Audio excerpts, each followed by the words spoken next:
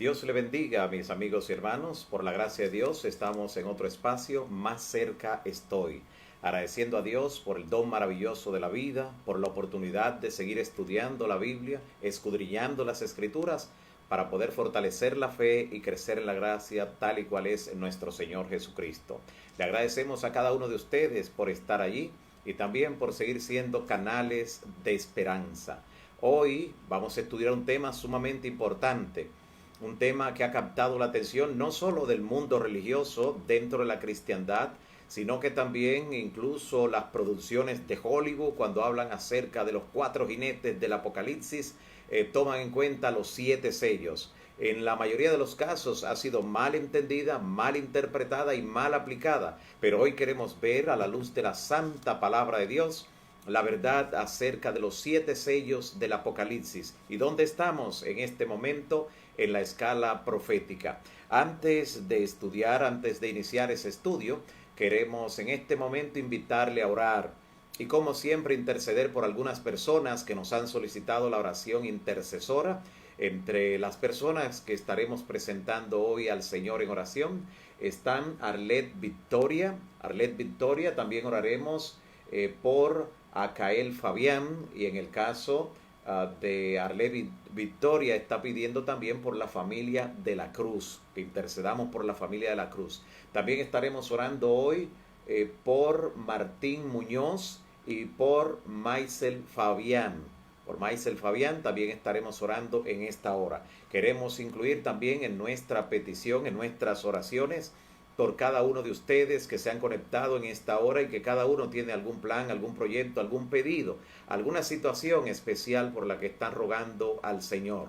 También queremos orar por aquellas personas que están en la lista de oración y que han sido confirmadas para este próximo sábado 20 de junio, pues celebrar ese gran bautismo será un gran acontecimiento. Escucharemos testimonios poderosos allí y queremos llevarle a todos los demás que por razón de distancia en otros continentes, en otros países, queremos llevarle las incidencias ese día. Así que durante la semana le estaremos dando tanto la hora local como la hora también a nivel internacional para que puedan ubicarse dentro del horario y así poder contemplar este lindo bautismo y también los poderosos testimonios que se escucharán allí de algunos de los que han de ser bautizados que quieren compartir su testimonio, y le daremos esa oportunidad a los que así lo tienen. También será un evento sumamente trascendental desde el punto de vista de nuestra programación Más cerca estoy, donde podremos comenzar a ver parte de los frutos visibles de la bendición que Dios puede traer aún en momentos de adversidad. Por eso es que nos dice claramente la palabra. En la palabra de Dios nos dice Romanos 8:28 que a los que aman a Dios todas las cosas le ayudan a bien. Vamos a orar en esta hora pidiendo por esas personas y esos casos que hemos mencionado, también por cada uno de ustedes. Oremos. Padre nuestro que estás en los cielos, glorificado sea tu nombre para siempre. En esta hora, Señor, nos acogemos a los méritos de la sangre de nuestro amado Salvador Cristo Jesús, quien la derramó en la cruz del Calvario para que el que cree en Él no se pierda, mas tenga vida eterna. En virtud de esos méritos, nos presentamos ante ti, Señor, y te traemos los pedidos, los clamores, los ruegos de cada persona que hemos mencionado, cada situación, cada dolencia, cada angustia, cada familia que ha sido allí presentada o mencionada. Visítale y asístele en una forma especial, incluyendo los hogares, las familias de aquellos que están conectados y se están conectando a esta hora, que reciban la bendición del Todopoderoso. Gracias, Señor, por escucharnos, y gracias porque también prometes dirigirnos con tu Santo Espíritu al estudiar ahora tu palabra. En el nombre de Jesús. Amén. Amén.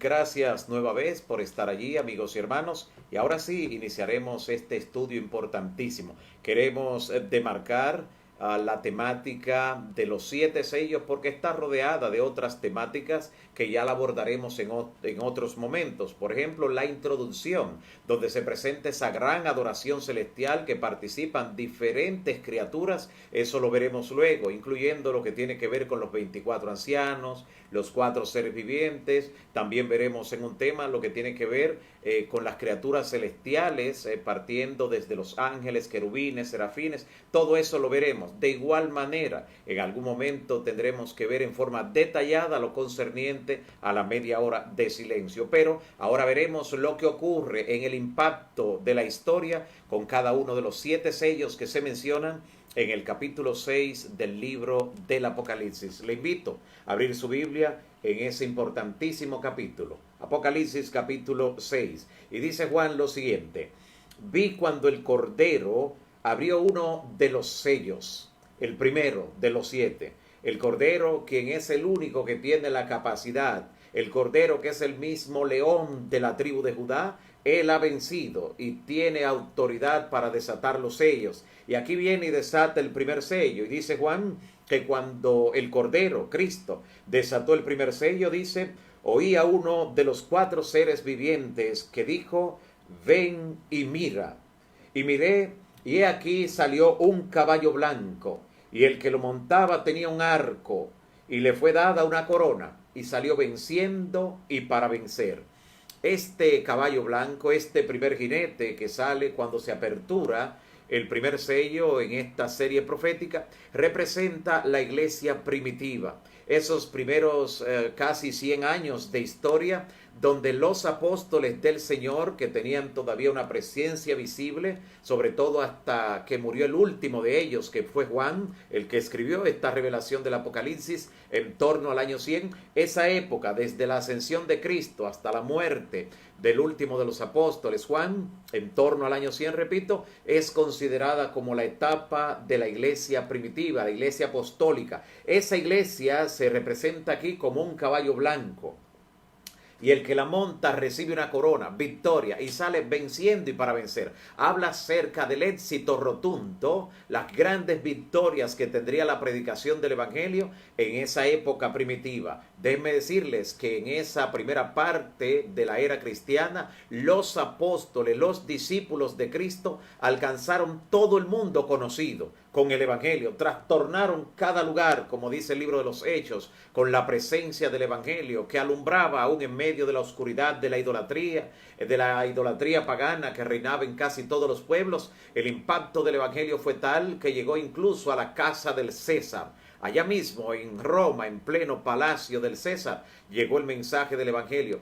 El éxito que tuvo la etapa apostólica es representado por este que sale venciendo y para vencer. El color blanco representa la doctrina pura, que fue conservada durante toda esa época apostólica, no porque dejaran de haber intentos de hacer penetrar herejías dentro del seno de la iglesia, sino porque la presencia visible de uno que otro de los apóstoles que habían sido testigos presenciales de Cristo, no que recibieron de segunda mano el Evangelio, impedía que se filtraran algunas herejías, porque de inmediato el apóstol o los apóstoles ponían en su lugar a esa persona y claro, la autoridad de ellos era indiscutida porque estuvieron allí definitivamente. Este es el primer sello, sigue diciendo la palabra, el curso profético en el versículo 3, cuando abrió el segundo sello, el segundo ser viviente lo escuché que decía, ven y mira. Y entonces salió otro caballo, pero este con un color bermejo, un color rojo sangre, que decía, y entonces en su deslumbrante aparición, dice la palabra, que le fue dado poder para quitar la paz de la tierra y que se matasen unos a otros, y se le entregó una gran espada. Este color bermejo, color rojo sangre, está representando el derramamiento de sangre que de manera especial ocurrió durante ese periodo. Siempre hubo mártires de Cristo, desde el apedreamiento de Esteban, incluso en nuestros días hay naciones como donde hay intolerancia por causa del mundo musulmán, en el oriente, donde hay ciertas intolerancias que se mezclan entre la política y la religión, como Corea del Norte. En fin, siempre han habido mártires, pero una época generalizada, donde en todo lugar conocido había persecución y derramamiento de sangre, desde el año 100, cuando termina ese periodo de la Iglesia Apostólica, cuando concluye el periodo representado por el caballo blanco, desde el año 100 o 101 hasta el año 313 de nuestra era, hubo una intolerancia religiosa muy marcada, y el Imperio Romano se encargó de dirigir esta persecución despiadada y cruel. ¿Por qué? El enemigo, cuando notó que murió el último de los apóstoles, Juan, en el año 100, él pensó que como ya no quedaba ninguno de los que fueron testigos presenciales, si lograba perseguir en forma cruel a los demás creyentes, ellos iban a abandonar rápidamente su fe, se iban a desanimar. Y ya no estaban los apóstoles para animarlo en forma directa. Pero el enemigo se equivocó, porque durante esa persecución religiosa, los historiadores cuentan cómo por cada creyente que moría, que era martirizado, 3 paganos aceptaban el nombre de Cristo Jesús. Y agradecemos al Señor por esa defensa que presentó en favor de sus hijos de manera tan interesante en una época de tanta crueldad. 213 años de derramamiento de sangre, especialmente desde el año 100 hasta el año 313, cuando culminó la persecución religiosa de forma abierta con la llegada de Constantino, que se convirtió, entre comillas, al cristianismo y creó un espacio, un periodo de tranquilidad y paz en ese sentido, en lo que tiene que ver de persecución, porque en la parte espiritual se produjo otro elemento que vamos a ver en breve. Y claro, estos últimos 10 años de esa intolerancia religiosa, que va desde el año 303 hasta el 313, los últimos 10 años de ese periodo, representado por el caballo rojo, pues esos 10 años fueron los más crueles.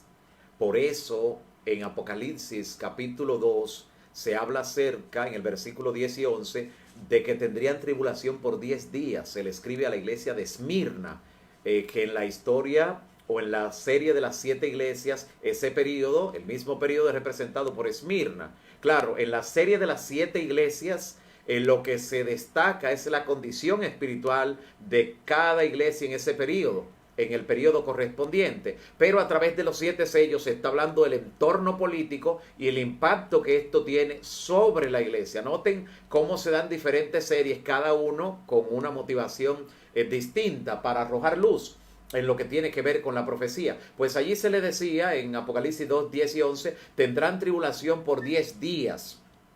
Y algunos serán llevados a la cárcel para ser muertos, pero se le dice, sé fiel hasta la muerte. Se le da esa promesa, yo te daré la corona de la vida.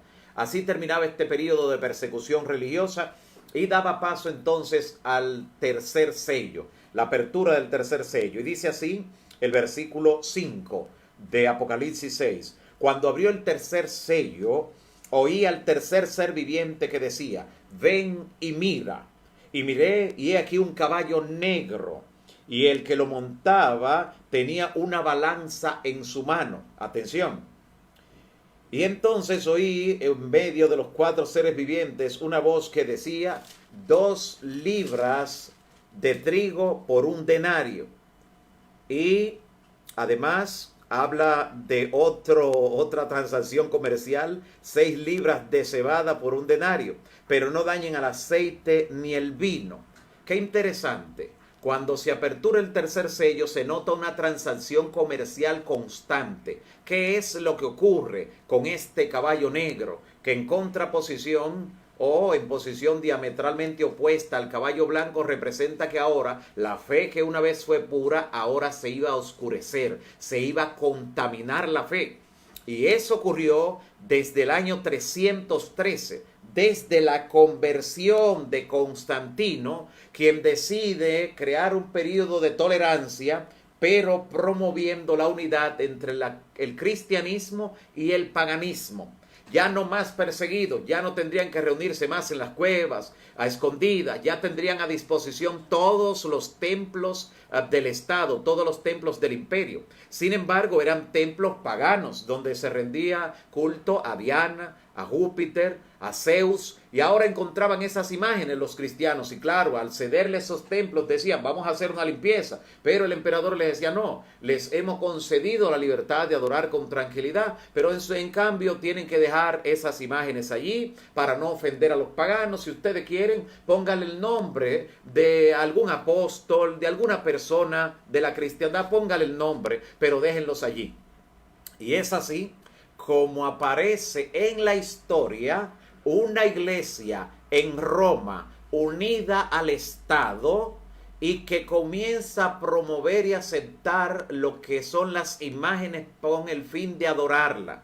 Las imágenes para adorarla, como vamos a ver, llegó el momento que se elaboró todo un dogma en ese sentido, en la historia medieval sobre todo, porque fue una época de gran oscuridad. Eso es lo que representa ese caballo negro que tiene su presencia cuando se abre el tercer sello. Durante ese periodo de oscuridad aparecieron en la iglesia todos los errores doctrinales prácticamente que nosotros vemos hoy tanto en la iglesia romana como también en el protestantismo apóstata. Cambios que van desde el que se operó por Constantino el 9 de marzo del año 321, cuando se elaboró la primera ley que obligaba a la observancia el primer día de la semana, el antiguo venerable día del sol de los paganos, en el día domingo, una ley que obligaba a cesar los trabajos en ese día, que era normalmente el primer día de trabajo, y que entonces comenzaba a restarse la importancia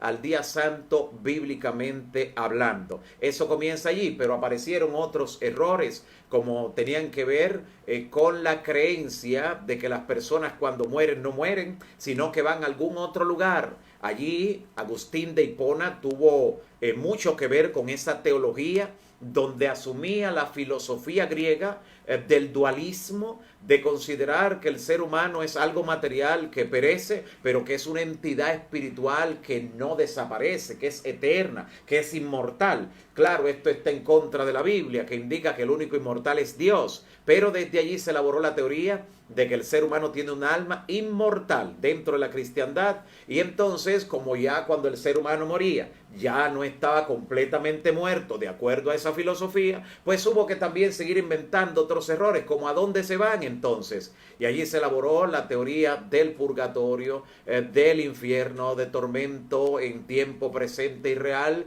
y también de una gloria donde las personas que son completamente salvas se van inmediatamente después de la muerte. Todo eso contrario a la enseñanza bíblica, pues como el Señor Jesús nos dice en Juan 5, versículos 28 y 29, dice, no se maravillen de esto, porque vendrá la hora cuando todos los que están en los sepulcros oirán su voz, y los que hicieron lo bueno saldrán a resurrección de vida, pero los que hicieron lo malo a resurrección de condenación. ¿Notan? Jesús dice que los que han muerto están en las tumbas y que de allí serán despertados, unos para vida eterna y unos para condenación perpetua. Sin embargo, a pesar de todo esto, se impuso, y para apoyar muchos de esos errores doctrinales, la iglesia romana recurrió también con la presencia también de Agustín de Hipona en algunos de los concilios que se celebraron, para introducir libros que no cuentan con las credenciales divinas como inspirados,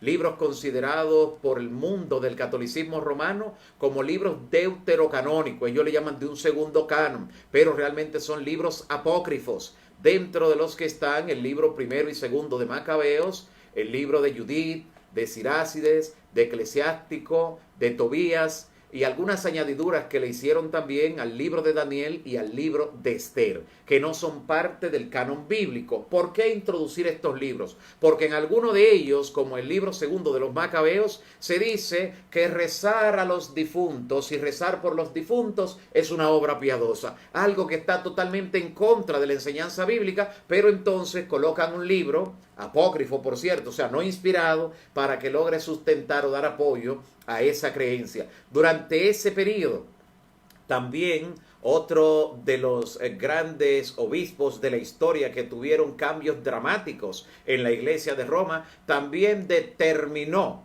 en su momento temprano en la historia, él determinó de que María había ido con vida al cielo, y de que no solo había ido con vida al cielo al morir, sino que ella misma pues era la madre de Dios. No la madre de Jesucristo hombre, quiero que usted note la diferencia, sino la madre de Dios. Con lo cual estaría estableciendo que en algún momento Dios entonces tuvo un nacimiento, tuvo un origen, y que ella estaría en un lugar mucho más elevado que Dios dentro de lo que es la divinidad.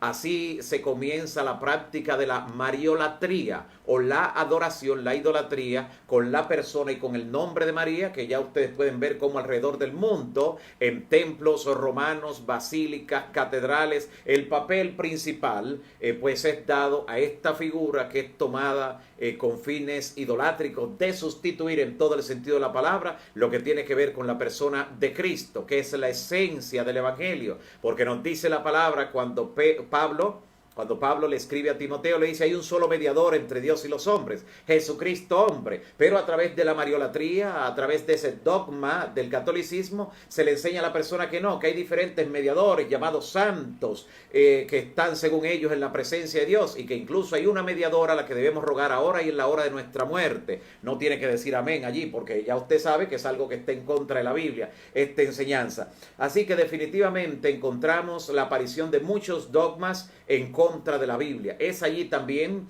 donde se instituye un sistema sacerdotal para de alguna manera oscurecer, eclipsar el sacerdocio de Cristo que tiene lugar en el santuario celestial. Como dice Hebreos 8:1, que Cristo ha traspasado los cielos al ascender en su ascensión, y es ministro ahora del verdadero santuario o tabernáculo que levantó Dios y no el hombre. Pues creando un sistema sacerdotal aquí en la tierra, se eclipsó esa obra y nadie miraba hacia allá, nadie clamaba a Cristo por perdón. Iba, y todavía muchos van en ignorancia, claro, porque Dios tiene dentro de ellos muchos hijos fieles que lo va a traer, dice Cristo, pero todavía muchos recurren a esos sacerdotes humanos para pedirle perdón, para que ellos sean que le diga: ve en paz, tus pecados han sido perdonados, o como en latín se dijo hasta hace algunas décadas, ego te absorbo, yo te perdono, te absuelvo de todo tipo de pecado. Y la persona creía que efectivamente esto le estaba dando el perdón. También el error en contra de lo que dijo Cristo en cuanto a la oración en Mateo 6,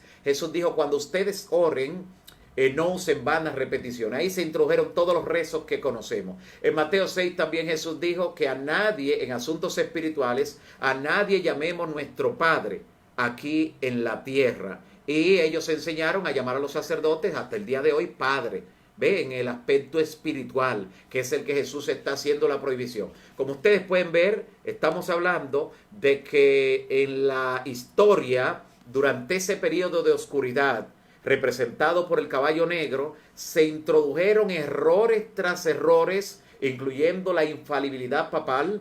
Es el dogma del catolicismo romano que indica que cuando el Papa, el obispo de Roma, habla ex cátedra, pues es infalible, que lo que él dice, eso es así, no importa lo que ocurra. Claro, han habido contradicciones enormes en la historia. Por ejemplo, cuando fue condenada Juana de Arco a la hoguera, catalogada por el obispo de Roma, por el Papa de ese entonces, como que era una hechicera, y después a principio del siglo XX, o sea, hace alrededor de solo unos 100 años atrás, el Papa Benedicto XIV logra beatificarla, y luego entonces Benedicto XV la canoniza, declarándola santa y convirtiéndola en patrona de Francia. ¿Cuál de los dos se equivocó? Si los papas son infalibles, el que condenó como hereje y como hechicera a Juana de Arco, o los dos que a principios del siglo XX la beatificaron y canonizaron, o sea, la declararon santa. ¿Cuál de ellos se equivocó? Noten las contradicciones históricas que producen todos esos dogmas que están en contra de la enseñanza bíblica. Y claro, allí no se detuvo la aparición de errores. En la década de 1860, la década de 1860, se creó otro dogma ya más reciente de nosotros y fue la conocida como la Inmaculada Concepción de María. Mediante ella se elaboraba el dogma o la creencia de que María no tuvo un nacimiento normal. Claro, para sostener que ella era una diosa o la madre de Dios tenía que ser más que humana y por eso tuvieron que ingeniársela para inventarse ese dogma donde dicen que ella nació de dos personas muy mayores. Y así lo presentan en algunos de esos libros pseudoepigráficos como el Protoevangelio de Juan, donde dice que ella nació de dos personas muy ancianitas que ya no tenían posibilidad de procrear, que una luz vino del cielo y que ella fue concebida de manera inmaculada, que no tiene nada que ver con el pecado. ¿Notan? Así que por esto se le llama a esa creencia la Inmaculada Concepción de María. No la Inmaculada Concepción de Cristo, sino de María, de la persona de María. Y ya entonces, más reciente a nosotros, hace alrededor de unos 70 años, en la década de 1950, entonces allí fue donde se enseñó la creencia de la Asunción de María, de que ella realmente, aunque murió, dice ese dogma católico, cuando murió de manera misteriosa, los 12 apóstoles se reunieron de algún lugar donde estaban, se reunieron los 12 y 6 de un lado y 6 de otro con el ataúd, iban a sepultarle y que de repente tropezaron al mismo tiempo, cayeron.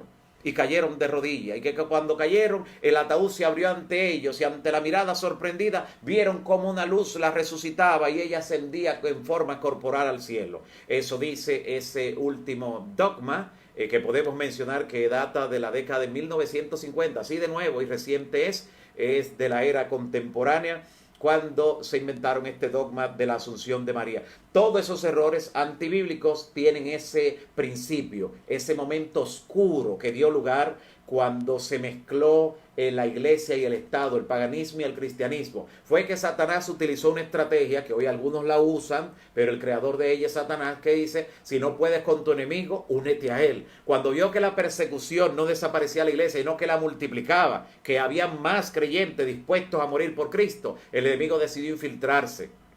Y para ello produjo la supuesta conversión de Constantino al cristianismo, creando ese periodo de oscuridad representado por ese caballo negro. Veamos ahora lo que ocurre con el cuarto sello. Dice el versículo 7 también de Apocalipsis capítulo 6, dice lo siguiente: cuando abrió el cuarto sello, oí la voz del cuarto ser viviente que decía, ven y mira.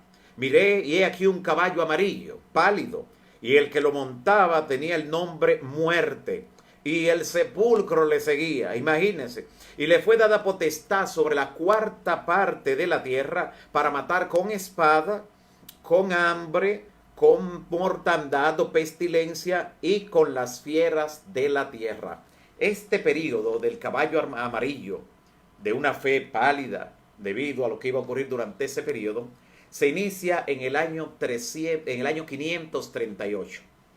Año 538. Recuerde que el caballo negro va desde el año 313 con la conversión supuesta de Constantino, la introducción de todos esos errores que hemos mencionado, hasta el año 538, cuando se inicia en serio ya lo que es la supremacía de ese poder creado entre Constantino y parte de la cristiandad que apostató. A eso se refiere el apóstol Pablo cuando en 2 Tesalonicenses 2 dice que antes de que Cristo viniera tendría lugar la apostasía y apareciera el hombre de pecado, el hijo de perdición, sentándose en el lugar de Dios, haciéndose pasar por Dios. Así que a esto se refería.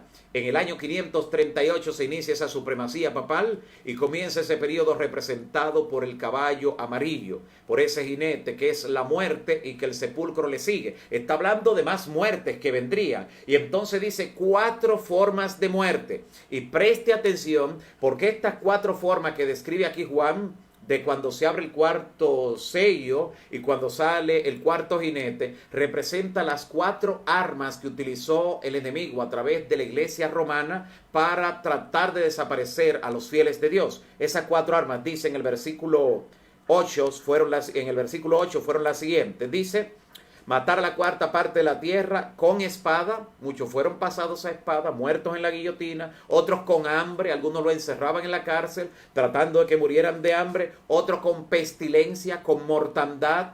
aun cuando apareció la peste bubónica o la peste negra, que era transmitida, y eso lo supieron muy tarde ya, por las ratas. Muchos de los que estaban confinados en calabozos fueron infectados por esta pestilencia y así murieron. Y con las fieras de la tierra, cuarta arma, eran lanzados. Todavía sé que la mayoría de ustedes ha visto producciones cinematográficas donde retratan esos hechos de la historia de esas persecuciones, y otros han visto por lo menos dibujos o pinturas en ese sentido que reflejan el momento cuando los creyentes eran lanzados en coliseos y les soltaban las fieras para que los devoraran. Claro, eran creyentes que morían con la dignidad del cielo, morían como murió Juan Hus, que murió en la hoguera, quemado, pero murió cantando, como Esteban, que murió apedreado, pero murió con la dignidad del cielo, no estaba clamando ni gritando, no. A él le daban lástima a los que lo estaban apedreando. Dijo, Señor, pobrecito de ellos, no le tomen en cuenta ese pecado. Pero hasta el último momento dijo, Señor, en tus manos encomiendo mi espíritu. Si un día, mi amigo y hermano, por causa de la fe, por causa de la fidelidad a los mandamientos del Señor, somos llamados a testificar, no temas. El que nos ha llamado nos dará el poder. Si nos llama a morir por Él, nos dará el poder de morir con esa dignidad del cielo, sin prestar atención al dolor que produce la muerte, mirando el galardón, como lo hizo Juan Hus, y entonces pudo cantar mientras moría, y como lo hizo Esteban, que pudo decir, Señor, lo que resta es que en tus manos encomiende mi espíritu para el momento de la resurrección. Así que este periodo de la Edad Media, un periodo de mucha persecución, de mucha crueldad, y vimos en el caballo anterior un aspecto que estaba pasando por alto, y es el siguiente. Está hablando de un comercio de la fe. Está hablando 1 libra de trigo, 2 libras de trigo, 6 libras de cebada, a cambio de esto. Eso está hablando de cómo se estaba comerciando con la fe durante ese periodo. ¿Sabe de qué está hablando? Está identificando el tiempo de las indulgencias. ¿Qué eran las indulgencias? Las indulgencias eran certificados expedidos por Roma o un representante del Papa, donde por una suma de dinero le escribían a la persona que estaba perdonada de los pecados que había cometido. Esas son las indulgencias, el pago de indulgencias. Fue una de las cosas que hizo que dentro de las arcas de Roma se hicieran de tanto dinero, una riqueza incalculable que ha sido heredada a través de los siglos debido al pago de indulgencias, incluso de muchos reyes que querían tener su conciencia tranquila, según ellos, y daban grandes sumas de dinero a cambio de que se le expidiera ese certificado o perdón de sus pecados. Uno de los más conocidos vendedores de indulgencia durante ese periodo de oscuridad religiosa lo fue Tetzel. De él se habla en el libro Conflicto de los Siglos. Fue enviado de Roma nada más y nada menos que a Alemania, después que estalló la Reforma Protestante. Como era el principal recaudador y era el más diestro, el más ducho, fue enviado por el Papa allí para tratar de contrarrestar el efecto de la predicación del Evangelio, de la justificación por la fe, por Martín Lutero. Así que en ese momento, en ese instante, cuando Tetzel fue a Alemania, nadie quería comprar la indulgencia, porque ya Lutero le había enseñado que el justo vivirá por la fe y que solo Cristo puede perdonar nuestros pecados. Así que él se fue un poco más lejos para los corazones que todavía estaban endurecidos y le dijo, miren, no solo si pagan le voy a perdonar los pecados que han cometido, le voy incluso a perdonar los pecados que piensan cometer. Así que por poca suma de dinero. Y así entonces se hizo mucho más atractiva, mucho más llamativa lo que tenía que ver con esta venta de indulgencia por parte de Tetzel. Y claro, según cuenta la historia, apareció uno mucho más sabio que él. Así que apareció esa persona que le dijo a Tetzel, entonces, ¿me puedes pedir un certificado que diga que estoy perdonado de los pecados que pienso cometer? Le dice, sí, señor. Y entonces le dice, ¿cuánto vale? Le dice el hombre. Tetzel le dice, depende del pecado. Mientras más grave, más. Y le dice, ¿qué pecado usted piensa cometer? Le dice, no, es un pecado tan grave que ni se puede decir cuál es. Así que, ¿cuánto tengo que pagar? Y dice, bueno, si no lo puede ni decir, es tanto. Y le pidió una cantidad de monedas de oro. El hombre la tomó y se la pagó a Tetzel. Tetzel escribió el certificado donde decía que ese hombre estaba perdonado por un pecado tan grave que pensaba cometer que ni se podía decir. Acto seguido, el hombre guardó su certificado, sacó la espada y atracó a Tetzel. y le quitó todo el dinero. Y cuando Tetzel fue a denunciarlo ante el alcalde, entonces el alcalde le dijo, pero ya usted lo perdonó, ese era el pecado que él pensaba cometer, que era tan grave que ni se podía decir. Así que aparecieron todo ese sinnúmero de cosas en medio de las ventas de indulgencia, grandes peregrinaciones por personas que creían que haciendo ese tipo de penitencia serían perdonados, prometiendo algunas cosas que hasta el día de hoy lo utiliza mucha gente peregrinando a ciertos lugares, ciertas basílicas, ciertas catedrales, pensando que eso le da algún tipo de perdón de pecados. De eso fue que se libertó Lutero cuando recordó como un rayo, como un eco grande en su mente, esas palabras de Cristo a través de Pablo que dicen que el justo por la fe vivirá. Luego dice el versículo 9 de manera interesante, cuando abrió el quinto sello, vi bajo el altar, atención, las almas de los que habían sido decapitados, los que habían sido muertos por causa de la palabra de Dios y del testimonio de Jesús. Interesante. Los creyentes en todas las edades que presenta el libro del Apocalipsis, la razón de su muerte es por causa de la palabra de Dios y el testimonio de Jesús. Hasta el final de la historia, el pueblo de Dios tiene las dos cosas, la palabra de Dios y el testimonio de Jesús, que es el espíritu de la profecía, según nos dice Apocalipsis 19:10. Pero aquí se presenta, cuando se abre el quinto sello, pues un grupo de almas debajo del altar está presentando a la gente que fueron muertas, dice por causa de la palabra. Es claro, de manera simbólica, como todos los demás símbolos que estamos mirando. ¿Qué representa? Bueno, dice que están debajo del altar. Cuando se hacía un sacrificio, y recuerde que esas personas fueron sacrificadas por su fe, cuando se hacía un sacrificio, bajo el altar, ¿qué caía? La sangre. La sangre. Está diciendo que la sangre de los mártires está exigiendo que se haga justicia. ¿Tiene esto en la Biblia algún paralelo? Claro. Cuando Abel, su sangre fue derramada por Caín, dice Dios, el Señor le dice a Caín en Génesis 4, la sangre de tu hermano Abel clama a mí desde la tierra. Así que no está hablando que de manera literal a la sangre le salió boca y comenzó a hablar de más. No. Eso ni siquiera en una película de ciencia ficción o de espiritismo, no. No era que la sangre hablaba literalmente, sino que de manera simbólica esa sangre derramada estaba exigiendo que se hiciera justicia. Lo mismo esta figura de las almas bajo el altar que están clamando que se haga justicia.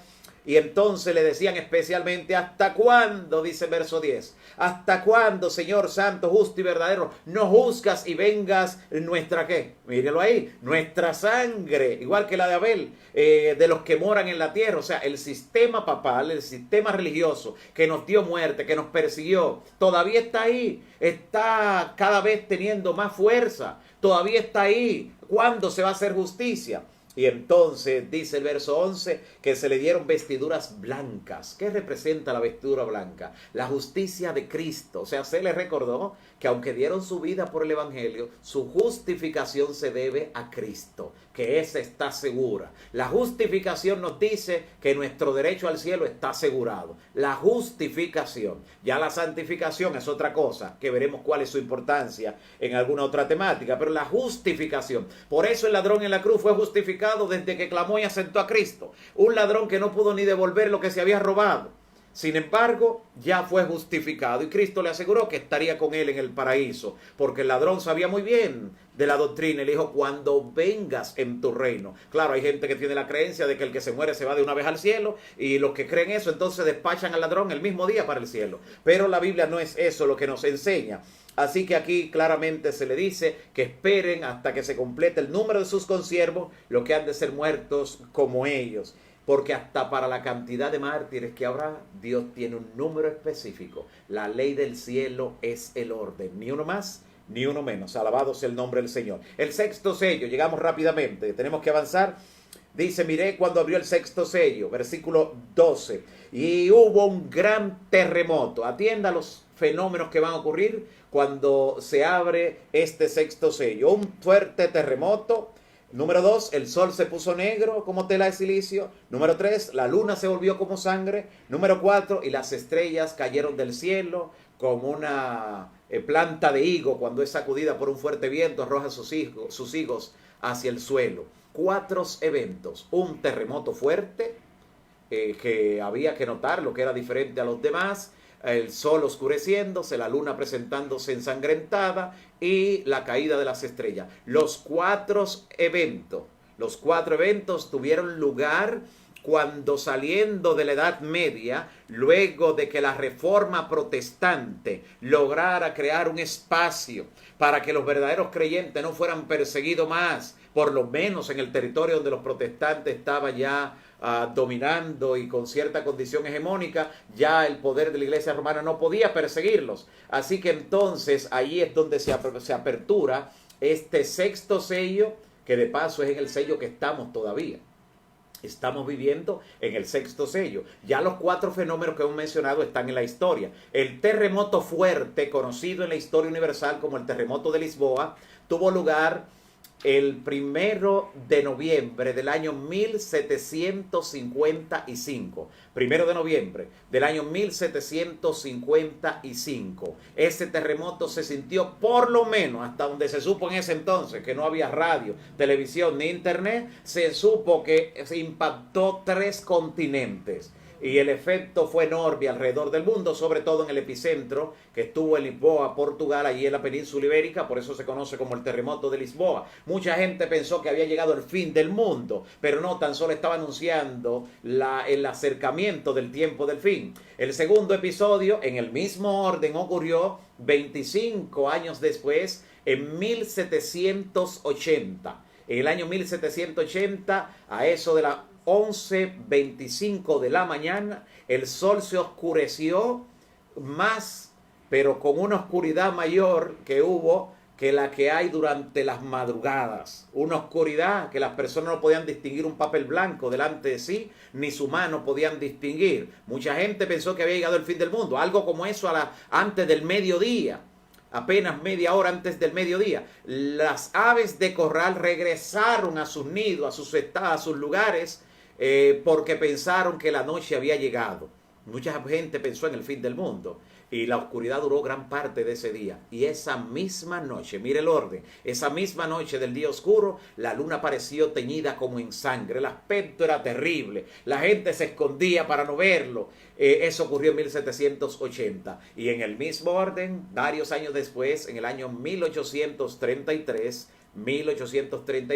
ocurre la caída de las estrellas, como se le conoce en ese tiempo, a una lluvia de meteoritos que no tiene paralelo en la historia conocida, porque en la noche y la madrugada de ese día, de esa lluvia de meteoritos, usted puede encontrar abundantes detalles en la historia, pues la gente en los parques, en la madrugada, medianoche, abría un periódico y podía leerlo en forma normal. No fue una lluvia de meteoritos normal, y la gente pensó también, muchos, que había llegado el fin del mundo. Pero estos eventos que se enmarcan dentro del sexto sello solo estaban indicando la llegada del tiempo del fin, no del fin del tiempo, sino de la entrada a esa época conocida como el tiempo del fin en el que estamos viviendo. Ahora note lo que dice el versículo 14 a continuación, después de darse esos eventos, para que usted vea que nosotros estamos hoy en pleno siglo XXI, en el año 2020.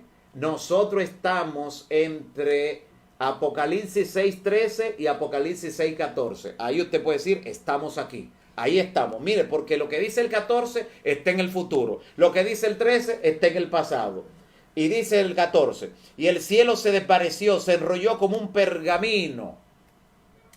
Eso ocurrirá cuando Cristo aparezca en gloria. Como parte de los eventos de la liberación final, el cielo se apartará como un pergamino, dice la profecía. Eso todavía está en el futuro, cuando entonces todo monte y toda isla se removerán de su lugar, y todas personas que no esté preparada, los reyes de la tierra, grandes, ricos, pequeños, pobres, esclavos, libres, van entonces a correr y esconderse en las cuevas y a decirle a las grandes peñas, caed sobre nosotros y escondednos del rostro el que está sentado sobre el trono y de la ira del Cordero, porque el gran día de su ira ha llegado. ¿Y quién podrá sostenerse en pie? Todos esos eventos pavorosos para los impíos están en el futuro. Hoy estamos, no se olvide, entre Apocalipsis 6:13 y Apocalipsis 6:14. En ese medio, ahí donde no dice nada, ahí estamos, esperando el cumplimiento de la última parte. Cuando se abre el séptimo sello, que es el último, el séptimo sello, mire lo que dice. Apocalipsis capítulo 8, versículo 1. Y posiblemente usted se pregunte, ¿y por qué no está en el 7 a continuación? Si termina con el 6, el sexto, ¿por qué salta un capítulo para hablar del 6? La Biblia. ¿Por qué Juan hizo eso? Porque el capítulo 6 terminó con una pregunta, que quién podrá estar en pie cuando ocurran esas cosas. Y el capítulo 7 le responde, los 144,000. Ese será el pueblo que va a estar en pie cuando ocurran todas esas cosas y cuando se derrame la ira de Dios sobre los perdidos con las 7 postreras plagas. Y entonces el capítulo 8, versículo 1, presenta el séptimo y último sello. Cuando abrió el séptimo sello, se hizo silencio en el cielo como por media hora.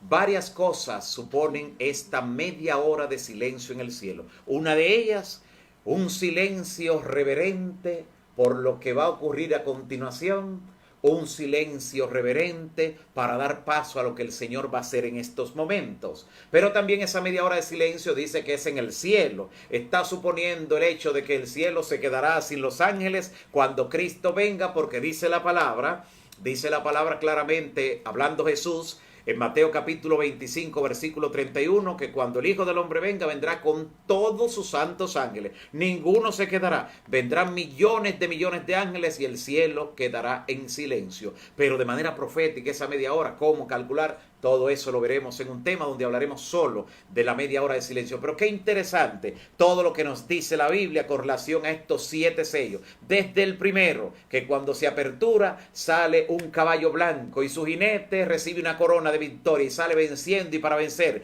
representa a la iglesia apostólica con una doctrina pura. Por eso el color blanco de ese caballo. Luego aparece un segundo sello que se desata, que se apertura, y al aperturarlo entonces sale un caballo rojo, bermejo, rojo como de sangre. Representa esa persecución cruel del Imperio Romano, que desde el año 100 hasta el año 313 tuvo lugar, hasta el 313. Y entonces el tercer sello va del año 313 con la conversión de Constantino hasta el año 538, cuando se inicia la supremacía papal. Y allí comienza entonces el cuarto sello, que cuando se abre aparece un caballo amarillo. En el tercero salió un caballo negro, que es donde aparecen todas las falsas doctrinas, las cuales mencionamos solo algunas.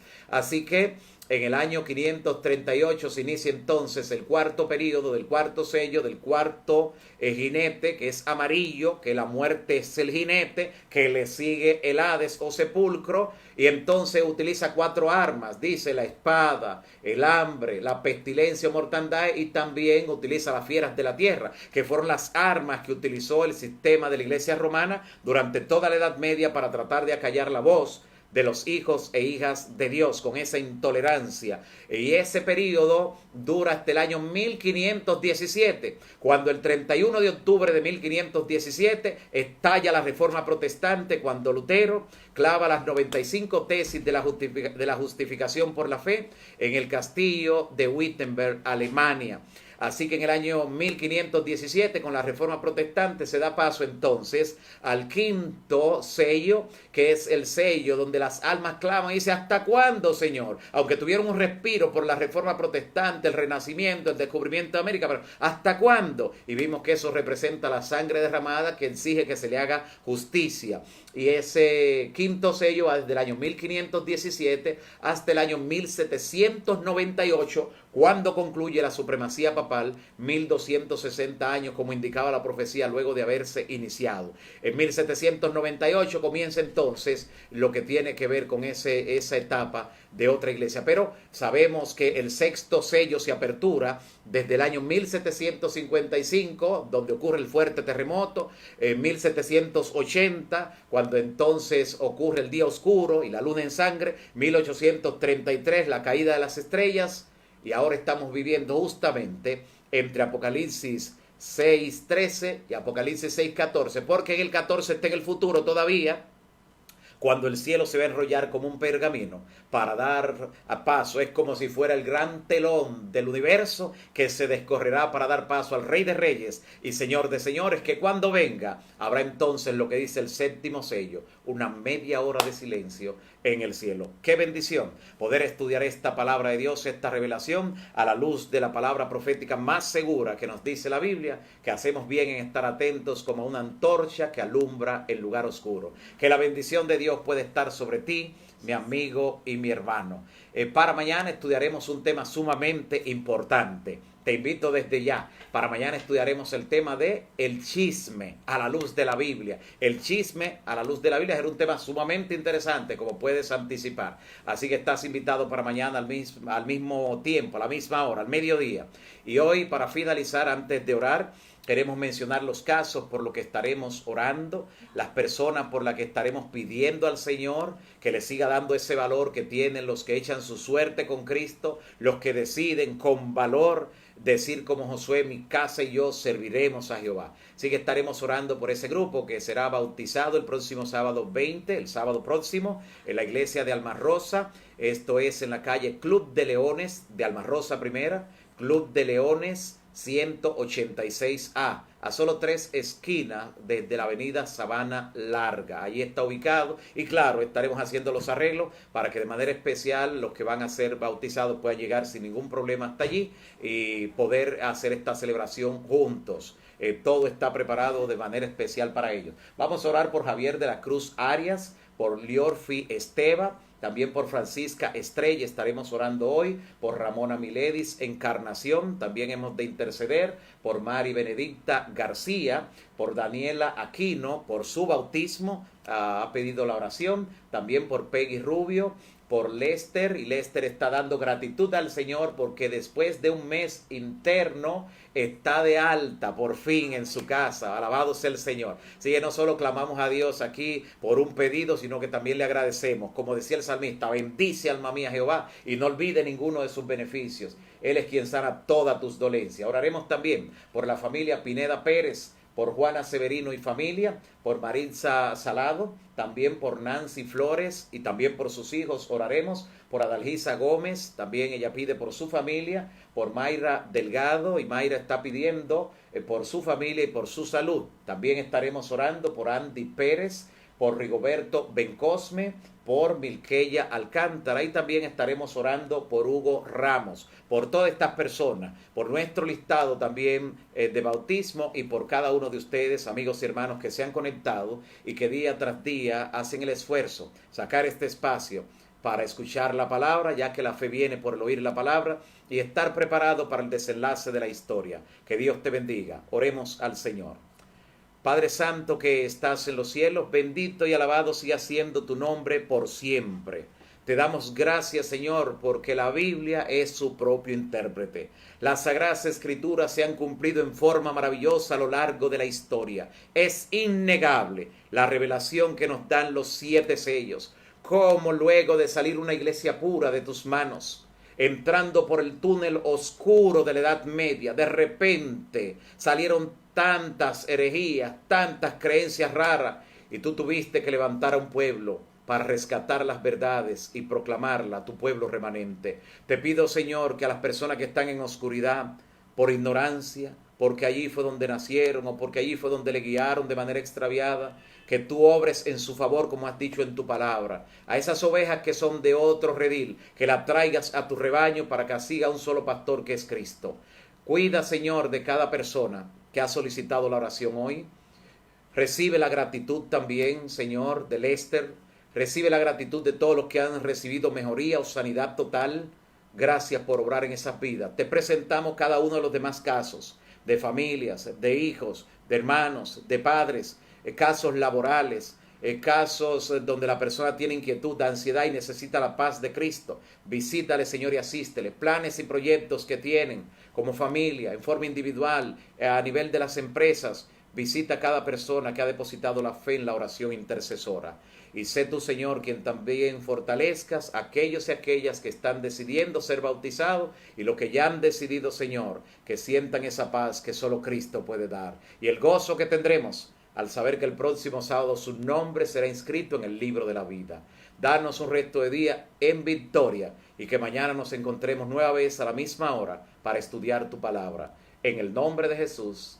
Amén. Amén. Dios te bendiga.